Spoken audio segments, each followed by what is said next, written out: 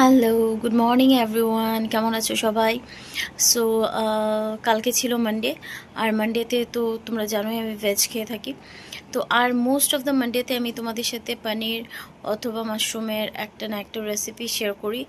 So আজকে মানে যেটা শেয়ার করবো সেটা আমি কালকে বানিয়েছিলাম, ওটাও পনিরের একটা recipe. Few days back my mom send me this recipe over WhatsApp. So আমি কালকে এটা ট্রাই করেছিলাম। So let's see how it turned out. প্রথমে প্যানটাকে খুব ভালো করে গ্রেট করে নিয়েছি। তারপর ওটাতে 1.5 স্পুন কাস্টার্ড সুগার অ্যাড করেছি, 1 স্পুন সুজি অ্যাড করেছি। তারপর ওটাকে ভালো করে মিশিয়ে নিয়েছি।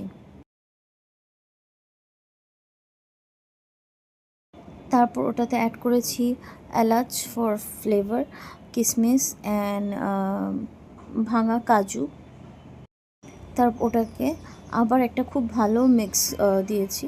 তারপর ওটাতে 1 টেবিল স্পুন ঘি অ্যাড করে নিয়েছি, করে ওটাকে আবার খুব ভালো করে মেখে নিয়েছি। তারপর মাখার পরে একটা বোরোসেল ক্যারাসলের মধ্যে আমি ওটা ঘি দিয়ে ভালো করে কোট করে নিয়েছি। কোট করে ওটাতে 1-2 স্ট্রেন স্যাফরন দিয়ে ওটার মধ্যে আমি যে পনিরটা ছিল ওটাকে ট্রান্সফার করে ভালো করে চেপে দিয়েছি পনিরটাকে।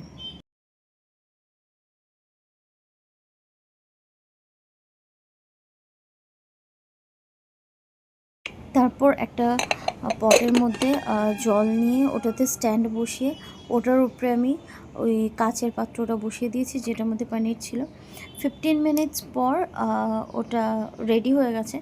কিন্তু একটা জিনিস লক্ষ্য রাখতে হবে যে যেটার মধ্যেই বসানো হবে পনিরটাকে ভাপা করার জন্য, ওটার মধ্যে কোনো হোল থাকলে ওটাকে বন্ধ করে দিতে হবে। যাই হোক, এখানে আমার পনির ভাপাটা রেডি হয়ে গেছে।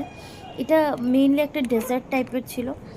সো আমি এটাকে পিস পিস করে কেটে নিয়েছি, অ্যান্ড এটা খুব সফটই হয়েছিল, and it turned out pretty good.